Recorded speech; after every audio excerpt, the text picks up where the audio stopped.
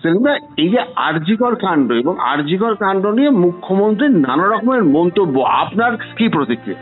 প্রথম দিন থেকে আমরা বলছি এটা আরজিকর কাণ্ড করাটা তো ছোট করা হবে। ধর্ষণ একজন পিজিটির চিকিৎসকের ডিউটি আওয়ার্সের মধ্যে এবং হত্যা, তার থেকে বড় হলো স্বাস্থ্য দপ্তরের যারা কেউ কেটা, এখন বলছে নর্থ বেঙ্গল লবি, প্রিন্সিপাল থেকে শুরু করে এবং কলকাতা পুলিশের ওইখানকার যারা ডিউটি দপ্তর ছিলেন তার সঙ্গে দাঁড়িয়ে নর্থ ক্যালকাটার ডিসি এবং পুলিশ কমিশনারের আন্ডারে পুলিশ কমিশনার নিজে, তারা তদন্ত করার বদলে, সাক্ষ্য সাবুত জোগাড় করার বদলে, সত্য কথা বলার বদলে মিথ্যাচার করেছেন, সাক্ষ্য সাবুত লোপাট করেছেন।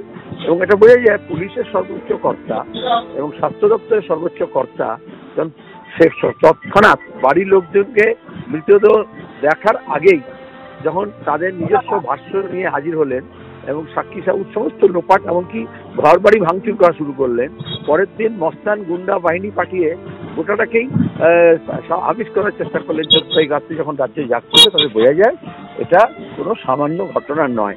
এবং রাজ্যের মানুষও স্বাভাবিকভাবেই, জুনিয়র ডাক্তাররা তো বটেই, সিনিয়র ডাক্তাররা সরকারিভাবে কাজ করেন, বেসরকারিভাবে কাজ করেন, এমনকি চিকিৎসা কর্মী এবং সব পেশার মানুষ, তারা যেভাবে প্রতিক্রিয়া জানালেন এবং যেভাবে জানাচ্ছেন তাতে সবাই মেনে নিয়েছেন এটা কোনো সাধারণ ঘটনা নয়। সেজন্য মানুষকে সজাগ এবং সতর্ক থাকতে হবে।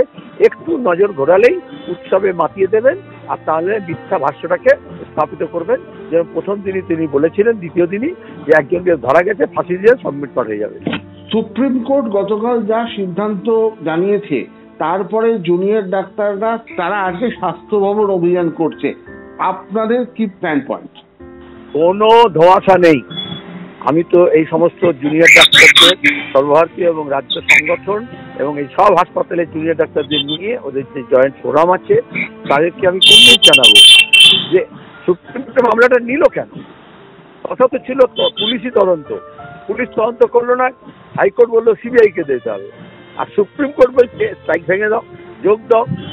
আর ভাষ্য কোটি কোটি টাকা খরচা করে আমরা দেখেছি এইভাবে প্রতিষ্ঠান সবসময় মানুষের যে ইচ্ছা, সম্মিলিত যে ইচ্ছা, মানুষের যে ক্রন্দন, মানুষের যে ক্ষোভ, তাকে ধামাচাপা দেওয়ার চেষ্টা করে।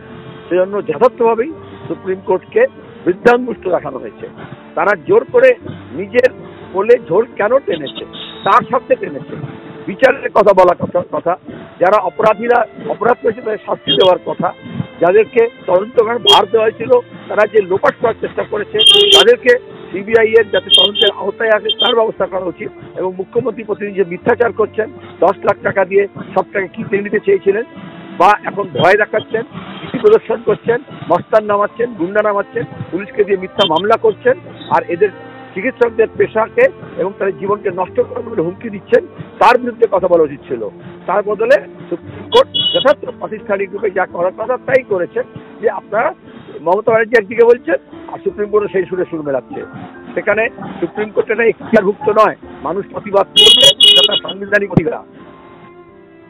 জহর সরকার রাজ্যসভার সাংসদ ছিলেন, তিনি পদত্যাগ করলেন, আপনার প্রতিক্রিয়া?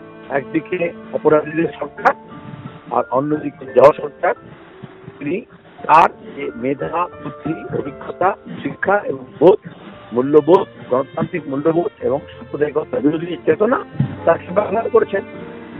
দলদাস হননি। আমি তো চেয়েছিলাম পুলিশ কমিশনারের রকম আইপিএস অফিসার হিসেবে, শিক্ষিত মানুষ হিসেবে পেশাদারিত্ব দেখাবে, নবান্নের দাসত্ব করবে না।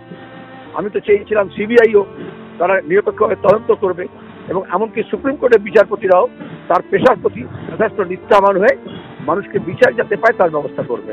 জহর সরকারকে আমরা ইতিমধ্যে ধন্যবাদ জানিয়েছি এবং এই সরকারকে যদি আমাদের শিক্ষা দিতে হয়, শুধু একজন জহর সরকার নয়, তৃণমূলের মধ্যে এমন আরো অনেক মানুষ আছেন যারা এই অপরাধ জগৎ এবং অপরাধের যে দুষ্কৃতি এবং দুর্নীতির যে চক্র কালীঘাট থেকে নিয়ন্ত্রিত হচ্ছে তার বিরুদ্ধে সোচ্চার হবেন এই আশা রাখি।